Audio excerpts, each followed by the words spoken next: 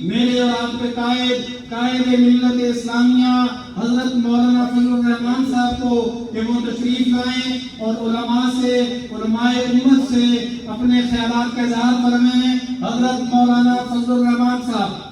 نعرہ تکبیر! قائد ملت اسلامیہ حضرت مولانا فضل الرحمان صاحب۔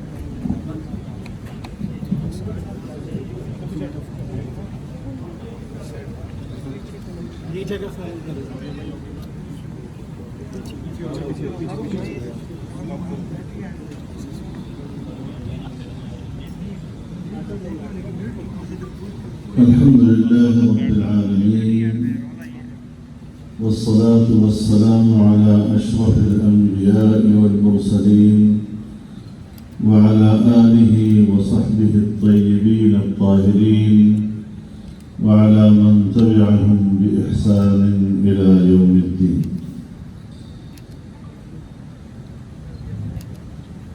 برادر مکرم حضرت مولانا عبدالمجید صاحب ہزاروی، اسٹیج پر موجود میرے اکابرین، اس اجتماع میں شریک علماء کرام، مشائخ اعظام، بزرگان ملت،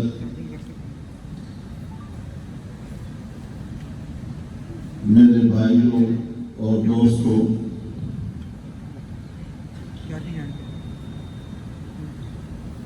ہم سب کے لیے بڑی سعادت کی بات ہے کہ ہم اپنی تاریخ کے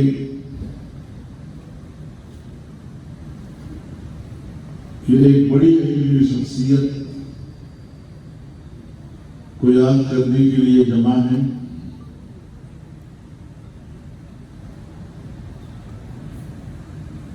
اور حضرت مولانا شاگرد صاحب نے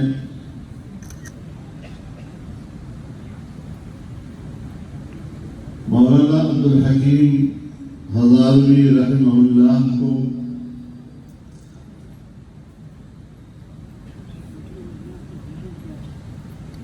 کتاب کی صورت میں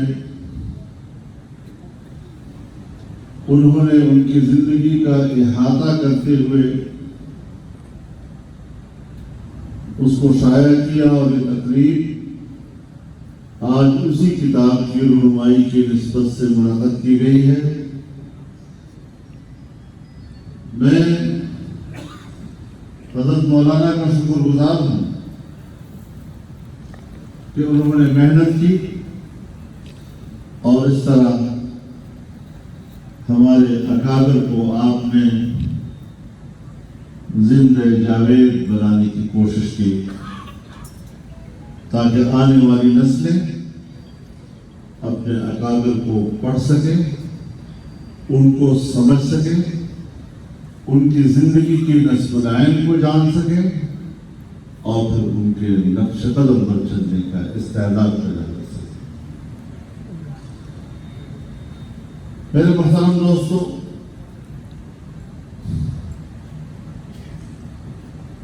میرے لیے یہ تقریب محض ایک تقریب نہیں ہے۔ تقریبات ہوتی رہتی ہیں، ہم اس میں شریک ہوتے رہتے ہیں، لیکن جس شخصیت کی یاد میں یہ تقریب منعقد کی گئی ہے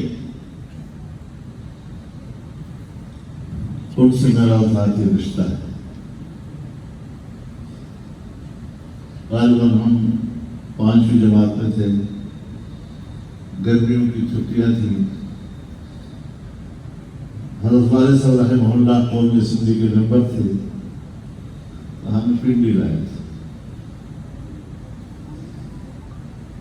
मेरे दोनों वालदा साहिबा हम यहाँ पर उन दिनों यहाँ रहे, तो वाले साहब ने मेरा दाखिला जामिया फुरकानिया में कराया।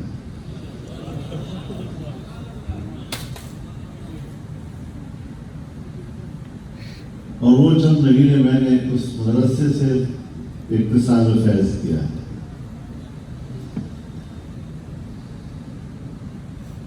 तो अब्दुल मजीद हज़ारवी साहब हमारे पठानों के इस्तिलाह में मेरे साहिबा करें।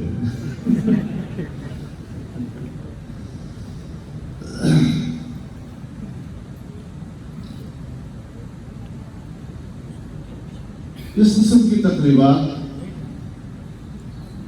और इसमें अपने अकाबिर के तज़किरे हमें अपनी तारीफ की तरफ मुतवज्जे करते हैं।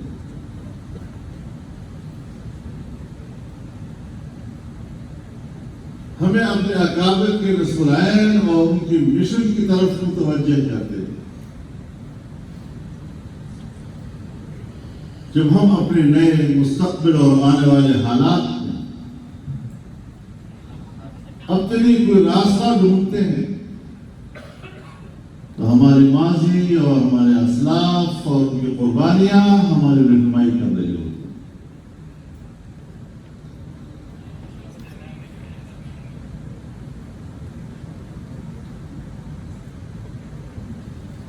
हमारे अकाबिर और असलाफ की तारीफ ये है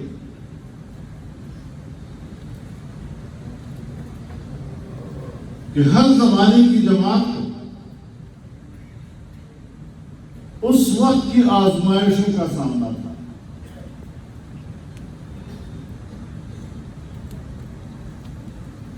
और उन आजमाइशों का मुकाबला उन्होंने जिस बेबाकी के साथ,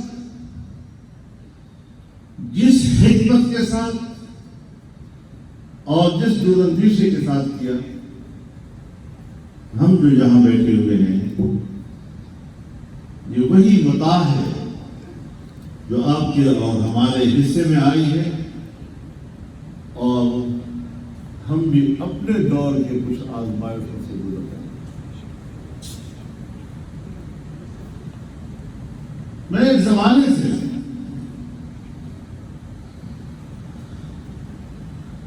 अपने दोस्तों के सामने जब हालात पर गुफ्तगू आती है तो अर्ज करता रहता हूं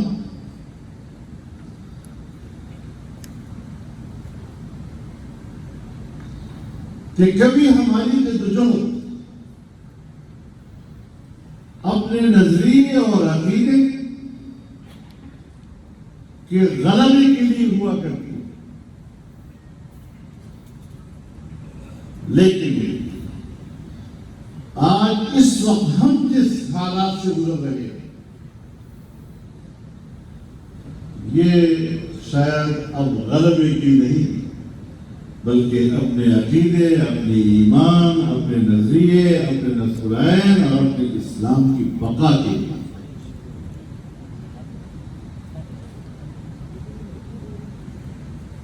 और आज के इस दौर में जिस हिकमत की जरूरत है,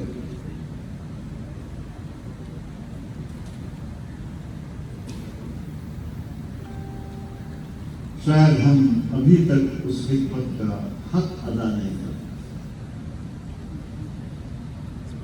हालांकि दीन नाम है, हिकमत है।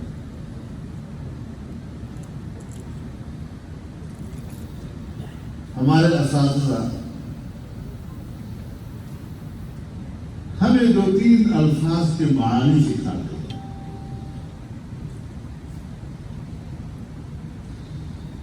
किसी चीज के नफ्स इदराक को इल्म कहते हैं।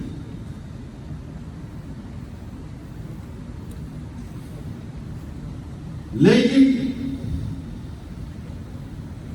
چیز کے ادراک کے پیچھے جو علت کار فرما ہوتی ہے،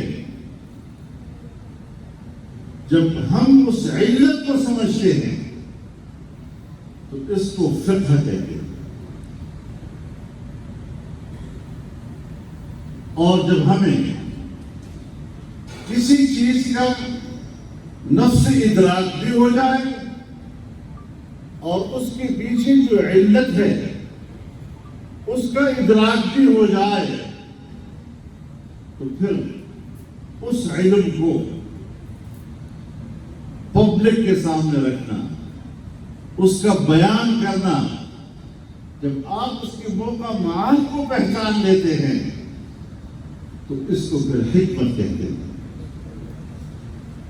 تو جب انسان کے اندر علم بھی ہو، انسان کے اندر فقہ بھی ہو اور انسان کے اندر حکمت بھی ہو، تو جس میں یہ تین چیزیں جمع ہو جاتی ہیں پھر اس کو عالم ربانی کہتے ہیں۔ تو علماء کرام کی بہت بڑی موجودگی یہاں ہے۔ اس حوالے سے ہمیں آج بہت سے مسائل بھی پیش ہیں۔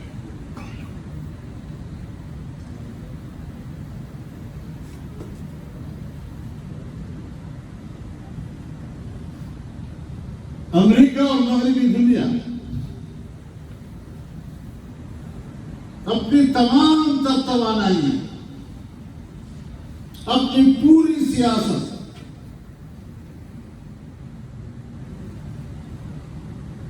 بین الاقوامی سیاسیات، حتیٰ کہ بین الاقوامی معیشت اس نظریے پر استوار کر رہے ہیں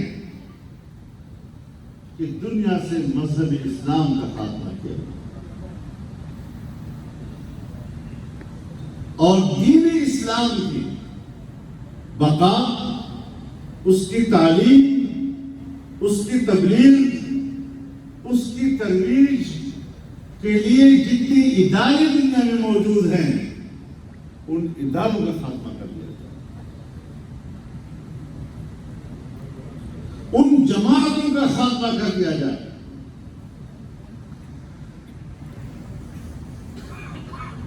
اگر ہم واقعی ان کے اس ایجنڈے کو اور اس ایجنڈے کے پیچھے ان کی حکمت عملی کو اور ان کے اہداف کو صحیح معنوں میں سمجھ لیں تو پھر میں ایک بات آپ حضرات کے سامنے کہنا چاہوں گا کہ پھر بندوق اٹھا کر لڑنے والا اس کا دشمن نہیں، بلکہ حکمت و سیاست کے ساتھ اس کے دجل کا مقابلہ کرنا اور اس کے ایجنڈے کو ناکام بنانے والا مولوی اور سیاستدان اس کا دشمن۔ سو ہم بھی ان کو جانتے ہیں اور وہ بھی ہم کو جانتے ہیں۔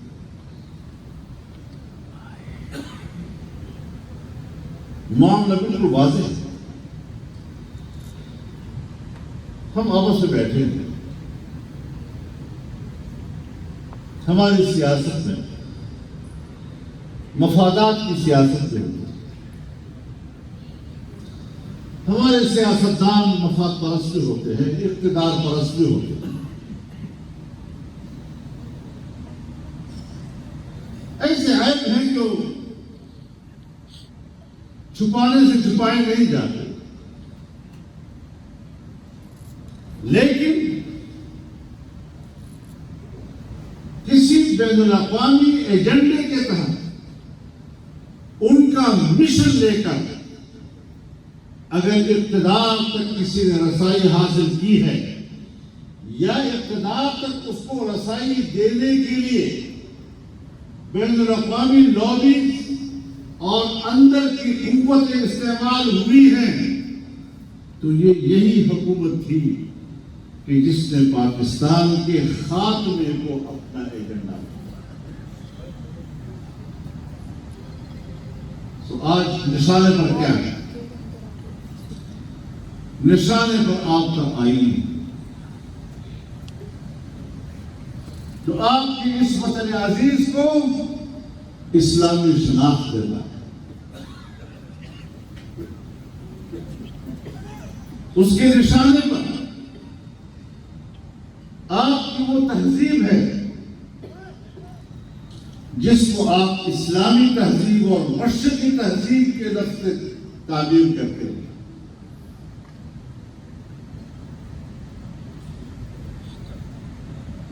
तो इस चादर को वो नोचना चाहते हैं आपसे।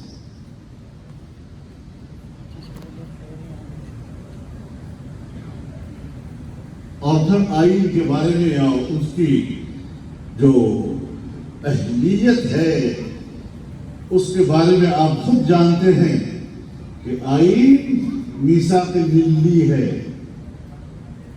आम आदमी हो, इदारे हों, सियासी जमातें हों, उसके क़यादत हो, इदारों के सरबराह हों, हुक्मरान हो, पार्लियामेंट हो, अदलिया हो, मुंतज़मा हो, सब के सब हम इस अहद पैमान पर एक कौम हैं। और अगर आइन बीच में नहीं है तो फिर इस कौम को मुश्तमिल करने के लिए आपके पास कोई दस्तावेज मौजूद नहीं, तो सब चीजें ज़बानी तरह में हो जाएंगी। ये वो बुनियादी चीज है कि जो कौम को एक प्लेटफॉर्म पर रख सकती है।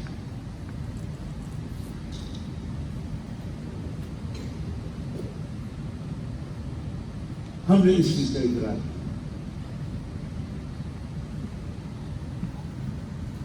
और इस इकरार के बाद हमने एक मौक़िफ़ लिया। मुझे याद है 2017 में गालिबन जुलाई के महीने में मैंने पेशावर की एक तकरीब में ये बात कही थी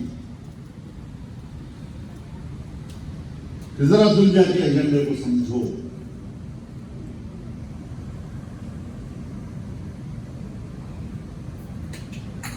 नाइन 11 के बाद अमेरिका अपना नजरिया दे चुका है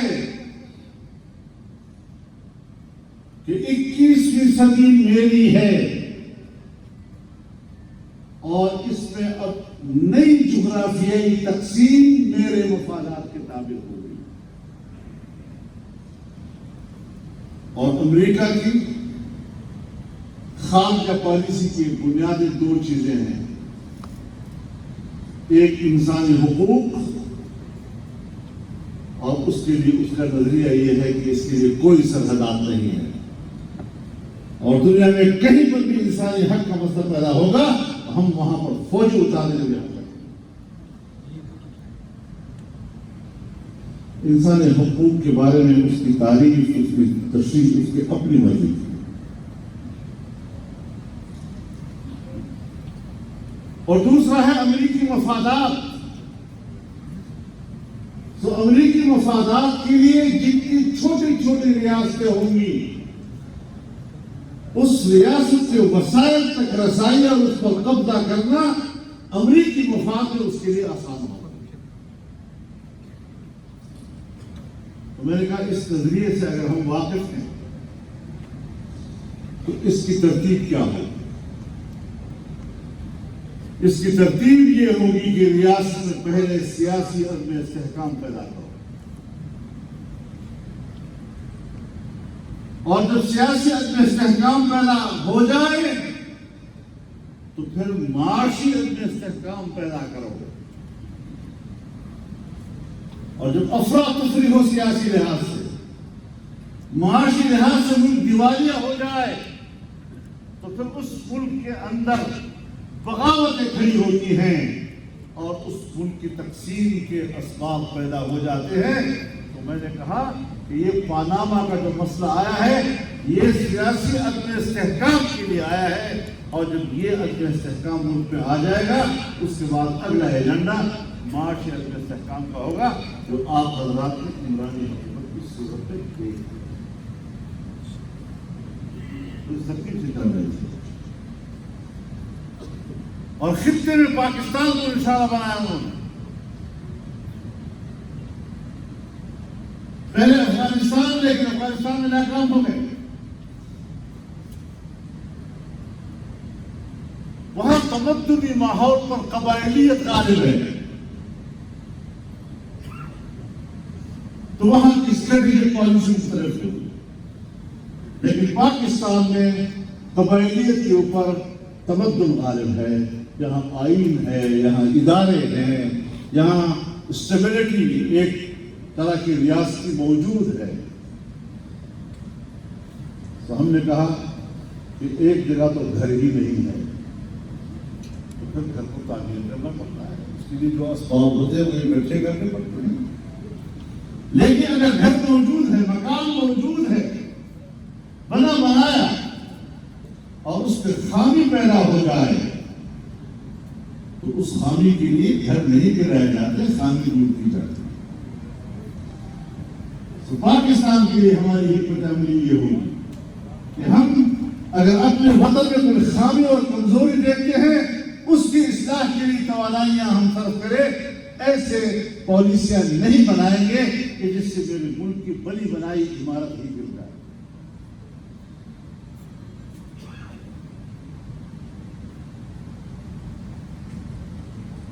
اس سمت پہ ہمیں سفر کرنا ہے. اب یہ دونوں صورتیں آ گئی.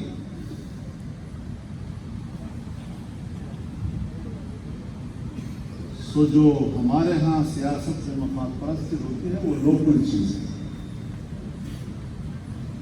لیکن گزشتہ 3-4 سال میں یہ اس وقت پنسالہ چل رہا ہے یہ بین الاقوامی ایجنڈے کے تحت, جس میں ہمارے اداروں کی بھی گردن مروڑی گئی, سیاستدانوں کی بھی ہاتھ مروڑے گئے, اور کہاں اس طرح چلنا ہے. ہماری صحافت, ہماری سیاست, ہماری معیشت سب کچھ ایک لائن پہ ڈال دی گئی.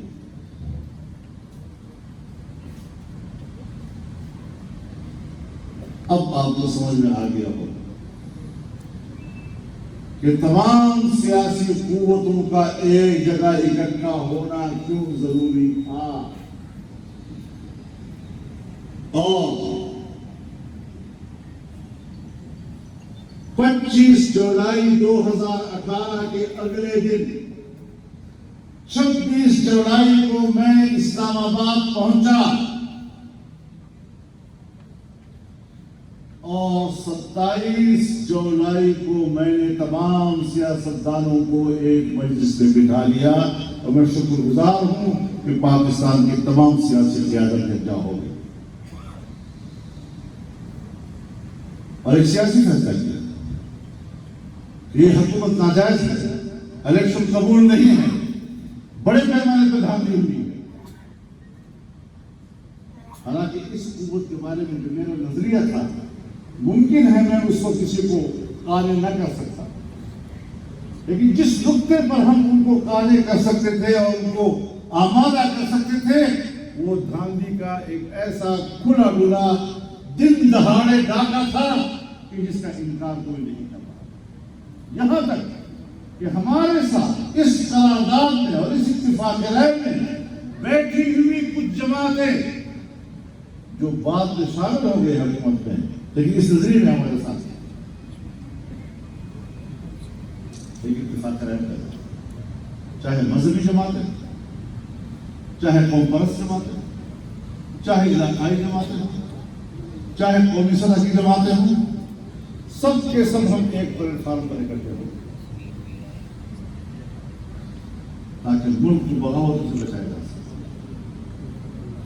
جہاں تک ہو سکے بچھڑنے کے تمام اسباب کے راستے روک دیے جائیں.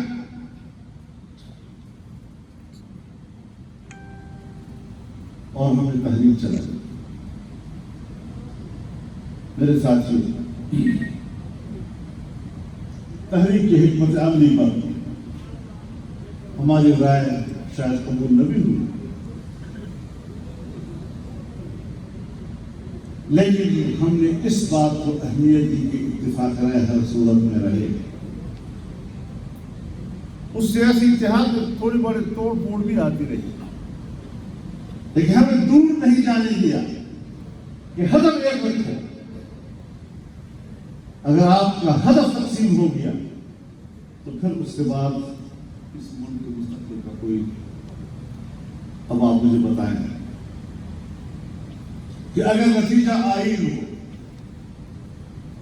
اگر ہدف مذہب ہو, تو کیا آئین کے اسلامی حیثیت ہدف ہوگا یا نہیں؟ آئین کے اسلامی دفعات جو آپ کے ملک کو ایک دستوری حیثیت دیتے ہیں مذہب کے حوالے سے, کیا اس کا خاتمہ ہوتا ہے یا نہ ہوتا؟ اگر ہمارے آئین میں اسلامی دفعات ہیں, ناموس رسالت کا تحفظ ہے, عقیدہ ختم نبوت کا تحفظ ہے, کیا ہم اب بھی اس کے انتظار میں ہوں کہ ہاں کنفرم کرنے کے ہے یا نہیں؟ اس سے بڑھ کر ساز بھی اور نہیں ہوگی. اس خول سے ہمیں اب نکلنا ہو, سارا علم ہے اور معاشی انحطاط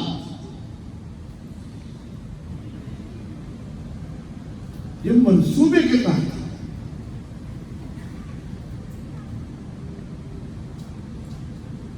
اور سب چیزیں اب سامنے آ رہی ہیں.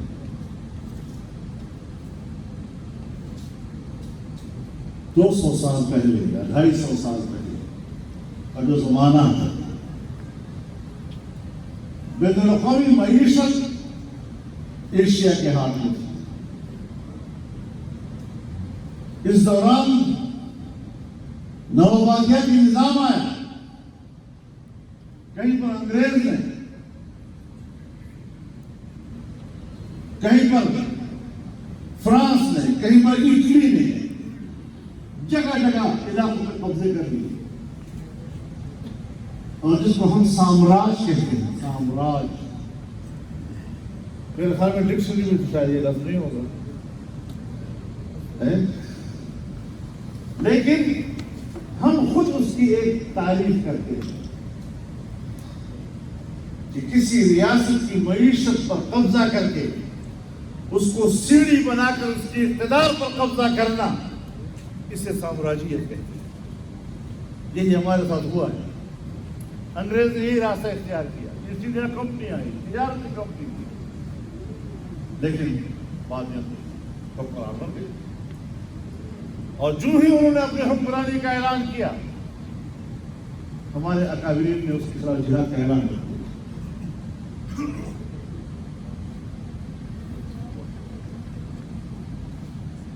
اب ایک نئی دنیا وجود میں آ گئی. 9/11 کے بعد یک محوریت تھی, روس ختم ہو گیا, اب دنیا یک محور ہو گئی, اور دنیا کی معیشت ایک ہی قوت کے ہاتھ میں ہوگی, سیاست ایک ہی قوت کے ہاتھ میں ہوگی. وہی ہماری جغرافیائی تقسیم کا فیصلہ کرے گا, ہمارے نئے مستقبل کا فیصلہ کرے گا. تھوڑی ہی عرصے میں بہت محنتیں ہوئی اور دوبارہ اس کو کثیر المحوریت کی طرف لے جانا پڑا. چنانچہ روس کے خاتمے پر جو سرد جنگ ختم ہو گئی تھی, آج چین کی قیادت میں ایشیا نے دوبارہ اپنی سرد جنگ کا آغاز کر دیا. پاکستان کے راستے سے دنیا کے ساتھ تجارت کا پہلا راستہ پاکستان ہے, اور سوویت یونین کی شکست کے بعد اس فارمولے پہ کام ہونے لگے. پاکستان کا اعتماد یہ چین کا اتنا قریبی دوست ہے کہ دنیا کے ساتھ میری تجارت کی شاہراہ بننے کے بعد کم از کم پاکستان مجھے نقصان نہیں پہنچائے گا. جاپان کے سمندروں میں ان کو خطرہ تھا, اب نئے ملاقہ کراچی سے تجارت کرنے میں ان کو انڈیا کا خطرہ تھا، لیکن پاکستان کو محفوظ راستہ سمجھتا تھا، اس پر کمٹمنٹ کی ہم سب کی، لیکن ایسی قیادت کو پاکستان پر مسلط کیا گیا کہ جس کا ہدف چین کی تجارتی راستے کو روکنا تھا۔ سپیک ایک سڑک کا نام نہیں ہے، ایک شاہراہ کا نام نہیں ہے، ایک پیکیج کا نام ہے جس میں آپ کی معیشت، آپ کی توانائی، آپ کی انرجی پاور کو بڑھانا اور بین الاقوامی تجارت سے پاکستان کو وابستہ کرنا، اس عظیم منصوبے کو ناکام بنانا، یہ پاکستان کو معاشی لحاظ سے کمزور کرنا تھا۔ کتنے بڑے بڑے منصوبے جو اب تک پتہ نہیں کہاں پہنچ چکے ہوتے۔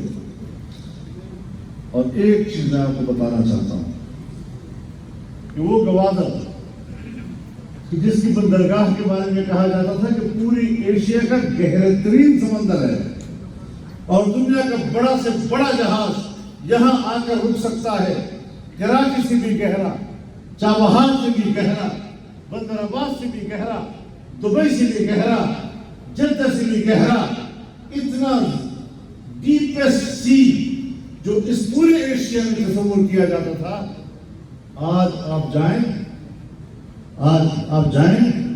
اور اس سمندر پہ کھڑے ہو جائیں، اس کی سطح مٹی آتے آتے 11 فٹ رہ گئی ہے۔ تباہ و برباد کر دیا انہوں نے ہمارے اس پورے منصوبے کو۔ اب یہ اگر سب اکٹھے نہ ہوتے، ایک قومی وحدت وجود میں نہ آتی، ہم اس ایجنڈے کے خلاف جہاد نہ کرتے، اور اگر مزید میں سالوں کی بات نہیں، چند مہینے بھی مزید یہ حکومت برقرار رہتی تو شاید آج آپ ملک کو دعائیں خیر کہہ رہے ہوتے۔ لہذا ہم نے جو تحریک چلائی پاکستان کی بقا کی چلائی، پاکستان کے آئینی شناخت کی چلائی ہے، لیکن بہت سی چیزیں ہم گنوا بھی چکے۔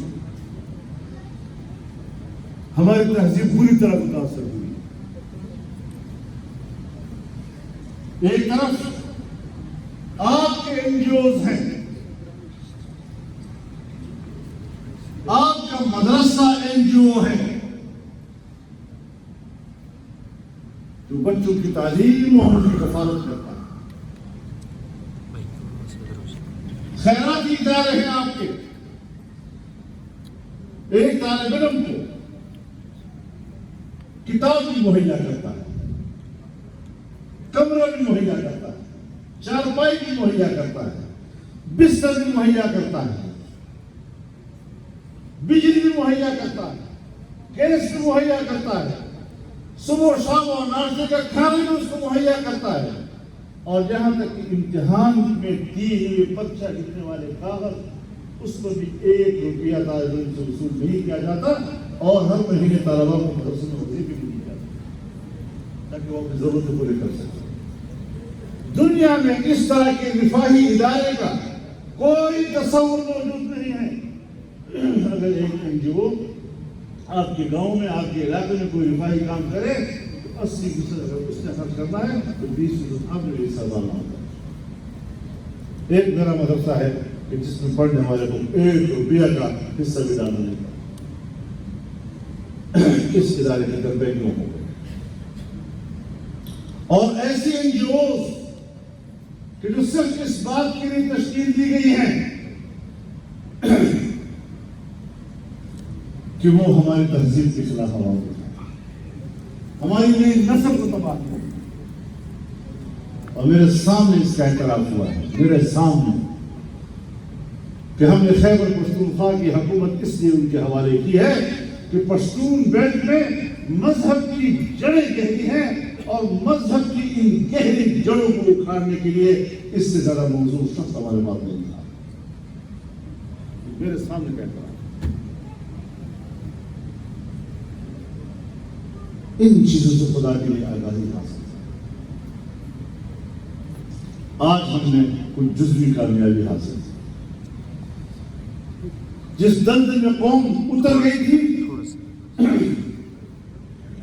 और खास तौर पर मार के हवाले से, अब उस दलदल से निकालना मेरे ख्याल में निकालने में ज्यादा वक्त लगता है, लेकिन आम आदमी तो भूखा है। भूख वाला तो ये बात सुनने को तैयार नहीं है कि सुबह तक इंतजाम करे। तो आम आदमी का रोना धोना और शिकायत कि जी पहले भी ये हालत थी, उसी कभी आती है ना बाद, तो ये शिकायत जो है ये तो अपनी जगह पर है, लेकिन हमने इन हालात से निकलना, इस दलदल से हमने निकलना है। और अभी बहुत सी चीजें दांव पे लगी हुई हैं हज़रत, अभी भी आपका आइन दांव पे लगा हुआ है, अभी भी IMF का दबाव और प्रेशर आपके ऊपर उसी तरह चल रहा है, और फॉरेन फंडिंग केस क्यों लंबा होता जा रहा है कि जिसके नतीजे में वो नाअहल उसकी पार्टी नाअहल हो सकती है। कोई प्रेशर तो है ना बैनुल अक़वामी कि जिसके तहत इस केस को लंबा किया जा रहा है और फैसले नहीं दे पा रहे हम लोग। और आपका एक भी प्रोग्राम दांव पे है। अब इस चीज को भी हमारे तमाम सियासतदानों ने सोचना है, हमारे कौम के हर फर्द ने सोचना है, हमारे तमाम इदारों ने सोचना है।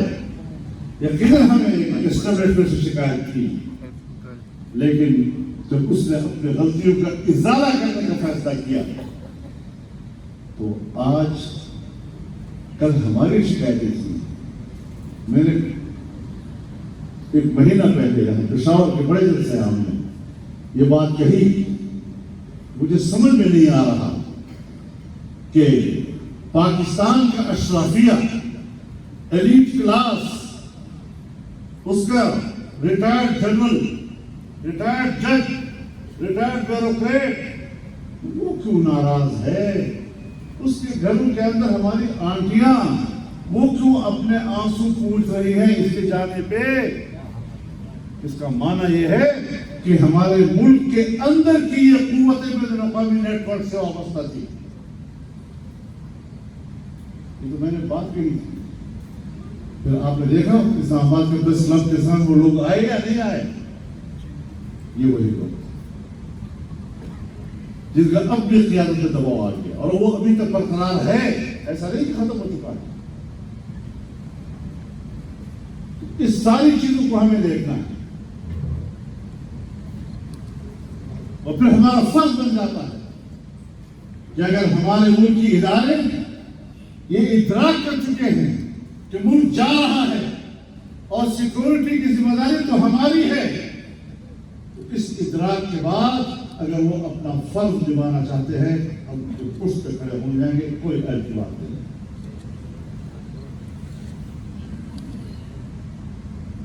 ये नहीं कि हम कोई मरूम हैं, ये नहीं कि हमारे मफादात हैं, तो इख्तिलाफ था तो डट कर किया, लेकिन आज अगर मुल्क को बचाने का एक मुत्तफ़िक़ा तस्वुर सामने आ गया है, एहसास सामने आ गया है, तो उस एहसास में हम एक कौम बनने के लिए तैयार हैं। कोई ऐसी बात नहीं। ये सारी चीजें हमें मद्देनजर रखनी होंगी। मुल्क कहां दाव पे लगा, लेकिन इंशाअल्लाह IMF के इस दबाव को भी हम हिकमत से मुकाबला करेंगे। और अगर IMF हो या FATF हो या कोई बैनुल-अक़वामी इदारा हो, इस कुव्वत को जो उनके कहने पे आया था, तो हम इनके खिलाफ भी आवाज बुलंद करेंगे। हम अपने मुल्क और मुल्क की मफाद पर कंप्रोमाइज करने के लिए तैयार नहीं। खत लिख रहा है, मेरे खिलाफ साजिश हुई है, वो मां तो मर गई थी, फिर कहा मुझे कत्ल करने की साजिश हो रही है। किसने मारना है, तुझे क्या करके मारना है? वो भी खत्म हो गई। अब कहते हैं खत पे कमीशन बिठाओ, अमेरिका ने भी कहते हैं झूठ बोलता है, ہمارے سپورٹ والے بھی کہتے جھوٹ بولتا ہے. اب کہتے ہیں کمیشن بٹھاؤ. میں نے کہا کمیشن اس پہ نہیں بٹھائیں گے تمہارے حق پہ, یہ کوئی اتنی بڑی بات نہیں ہے.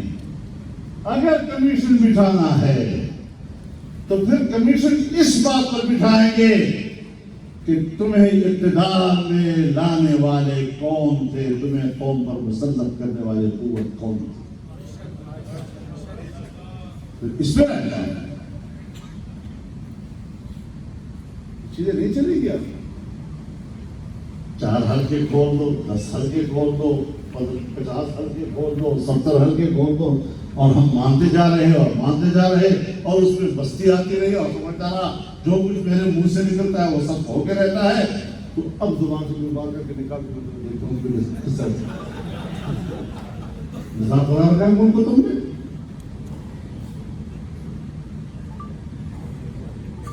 یہ جو چند دن آپ سو سلامہ دیکھ رہے تھے نا, تو میں نے اس کو بھی کہا تھا کہ پہلی بات تو یہ ہے کہ اپنوں کو مردے پر نوحہ کرنے کا حق. اور پھر میں نے یہ بھی کہا تھا, کہتے اجتماع بڑا ہو گیا, جلسہ بڑا ہو گیا. میں نے کہا میت کے اوپر 1 کروڑ لوگ بھی اکٹھے ہو جائے تو دوبارہ دینا نہیں کرتے. اس حوالے سے بے فکر رہا ہوں. الحمدللہ الحمدللہ مدد اللہ کی ہے, اور اس ملک کو بھی بچانا ہے, ملک کے نظریے کو بھی بچانا ہے.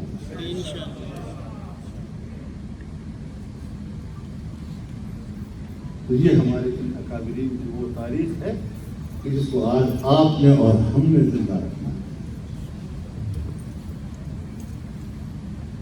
اپنے حجروں میں بیٹھ کر اپنی زندگی کو محرابوں تک محدود کر کے ہم اپنے ان اکابرین کا حق ادا نہیں کر سکتے. ہم اس عمل پر شاید قیامت کے روز ان کے سامنے جواب دیں.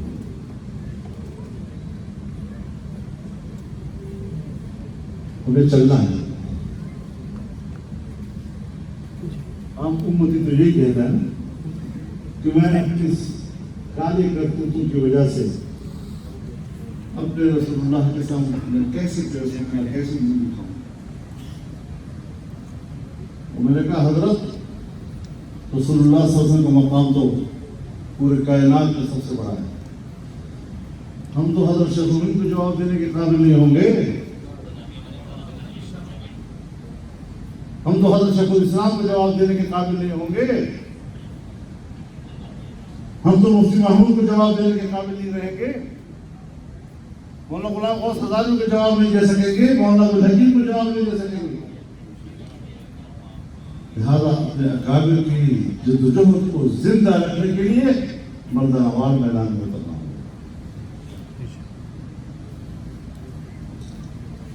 آج آپ کے مدارس سے حملہ کیا جائے,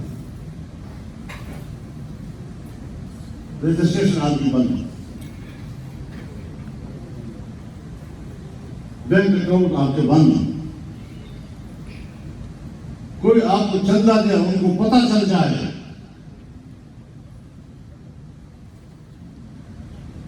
تو ان کے پیچھے لگ جاتے ہیں. مدرسے کو 10 روپے کیوں نہیں, مدرسوں پہ چھاپے سلسلے ہر بھی جاتی ہے. یہ معاملہ سب ٹھیک کر دیں گے. یہ روش قابل قبول نہیں ہے.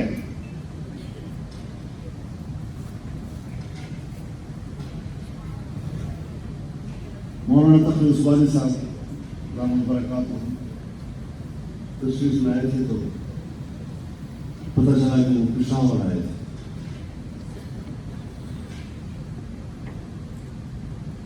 اور کچھ لوگوں نے ان سے درخواست کی تھی کہ جو پاکستان میں طالبان ہیں ان پر آپ اثر انداز ہو سکتے ہیں, اس مشکل کو ختم کرنے میں آپ کی مدد چاہتے. تو مجھ سے بھی بات میں نے کہا بالکل ختم ہونا چاہیے, جو ہم سے ہو سکے ہم کرنے کو تیار. لیکن اتنا تو ہمیں پوچھنے کا حق حاصل ہے نا کہ جس کو آپ دہشت گرد کہتے ہیں جو دہشت گرد ملک کے لیے درد سر ہے، ملک کی سلامتی کے لیے خطرہ ہے، یہ مدرسے نے پیدا کیا۔ ان مدرسوں میں شدت کے اسباب پڑھائے جاتے ہیں، ان مدرسوں میں انتہا پسندی پڑھائی جاتی ہے، انہی مدرسوں سے دہشت گردی پیدا ہوتی ہے، انہی دہشت مدرسوں پہ ہمیں تحفظات ہیں۔ ان کے رجسٹریشن بند کرو، ان کے بینک اکاؤنٹ بند کرو۔ میں نے کہا پہلے مجھے ملک کا وفادار تو تسلیم کرو تاکہ میں اس پہ اثر انداز ہوں۔ ایک ساری دہشت گردی کا ذمہ دار بھی میں، اس کی ذمہ دار بھی مدرسہ، اور اس کو پڑھانے والا بھی مدرسہ، دہشت گردی سکھانے والا بھی مدرسہ، بندوق کرنے کو اٹھانے والی تعلیم بھی مدرسے نے دی، اور مدرسے سے کہا جا رہا ہے کہ آئیے اس طرح سوچے نہیں چلتے۔ ہم بالکل تیار ہیں، ہمیں ملک میں امن چاہیے، امن کے بغیر اقتصادی ترقی نہیں ہو سکتی۔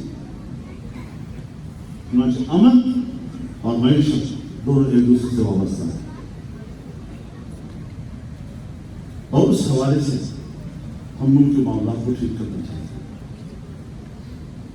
لیکن معاملات کو سنجیدگی سے لیا جائے۔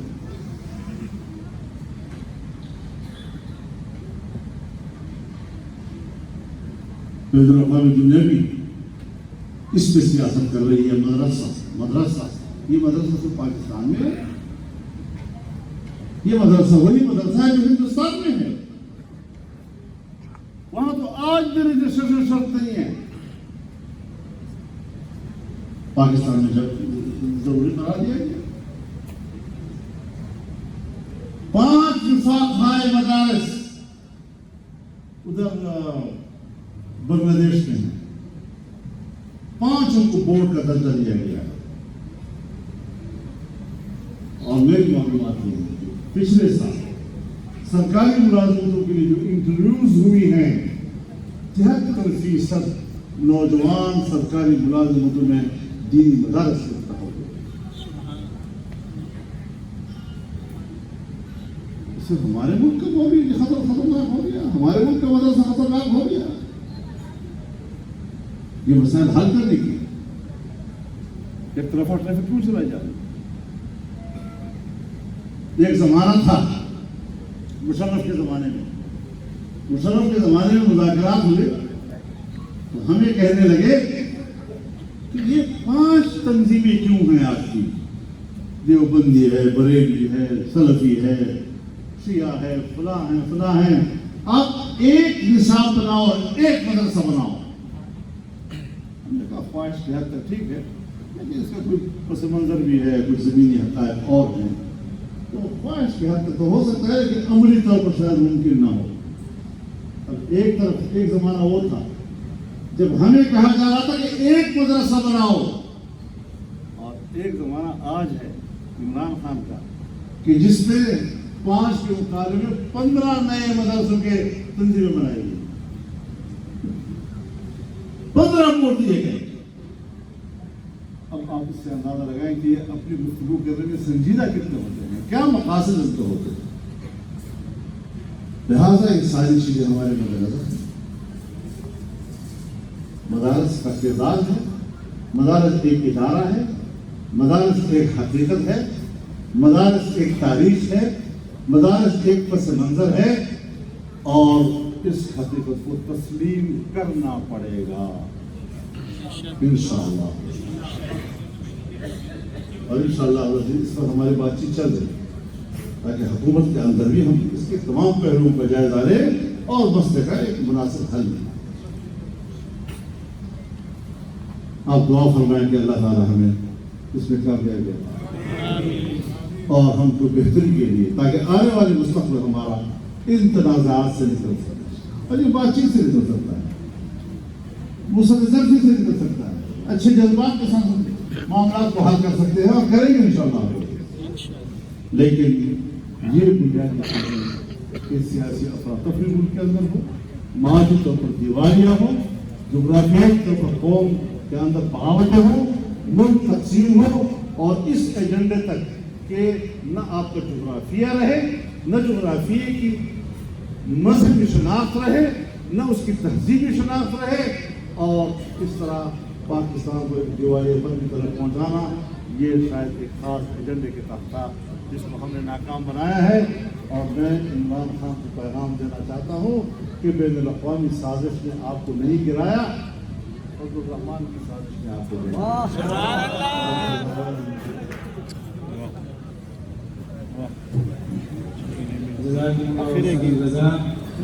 اب اختتام پر جو منتظمہ کمیٹی ہے، اور منتظمہ کمیٹی میں ایک بہت بڑی تعداد کی سنی اسلام آباد کے علماء کی، ان کی طرف سے اور